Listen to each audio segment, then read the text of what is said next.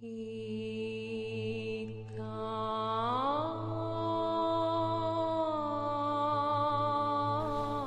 thy people Israel sin, and are smitten before the enemy, and they turn towards this house, and call thy name, and pray for mercy, then hear in heaven, and forgive the sins of thy people Israel, and return them to the land that was given to their fathers.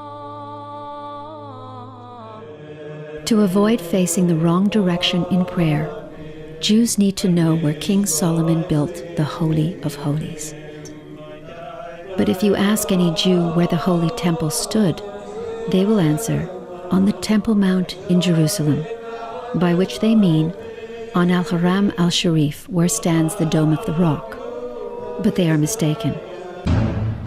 Haram al-Sharif is not the site of the Holy Temple. The most important architectural feature of a synagogue is the Torah niche, which must be oriented towards the Holy of Holies. As you will see in this video, the oldest Torah niche in Jerusalem is not oriented towards the Haram al-Sharif, but points towards the true site of the Holy of Holies. Maimonides visited the site of the Holy Temple in Jerusalem in the 12th century. He wrote that the temple lay in ruins. Maimonides was not speaking of Haram al-Sharif because there were no ruins whatsoever on the Haram precincts. Indeed, the entire area was heavily built upon when he spoke of the ruined site of the temple. In the same century, another Torah giant, Rabbi David Kimchi, also known as Radak, visited the ruins of the temple in Jerusalem and wrote that the temple lay in ruins and was never built upon. The eyewitness accounts of these two important rabbis is a clear statement that the Haram al-Sharif is not the site of the Holy Temple. There is further proof that the temple was located elsewhere in the form of a 7th century agreement between Caliph Umar and 70 rabbis. Caliph Umar invited 70 rabbis to come from Tiberias to Jerusalem to establish a new Sanhedrin. A fragment of the agreement was discovered in the Ben Ezra Library in Cairo and can now be seen in Cambridge University in England.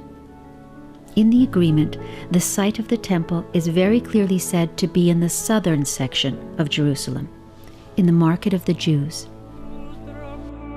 It is recorded in the Genizah fragment that Omar arranged for 70 rabbis to come to Jerusalem. Omar asked them where they wished to live in the city, and they requested to live in the southern section of the city, in the Market of the Jews, to be near the site of the temple and its gates. The Caliph agreed. So 70 rabbis and their families moved from Tiberias and built settlements on foundations that had stood for many generations. Some of the significant discoveries unearthed in the Market of the Jews include a large area of the temple's plastered cistern, the high priest mikveh, 3 showbread ovens, stone vessels, and the largest number of Murex trunculus snail shells ever found. The Murex snail was used to obtain Tekhelet, the sacred blue pigment which was used to dye the high priest's ceremonial robes. The archaeological discoveries from the Mount Zion dig, in addition to the eyewitness testimonies of Maimonides, Radak, and the 70 rabbis, place the Holy Temple here in the southern section of Jerusalem. In the words of Dr. Shimon Gibson, I feel here that there's going to be something which is going to be found here which is going to astound the world.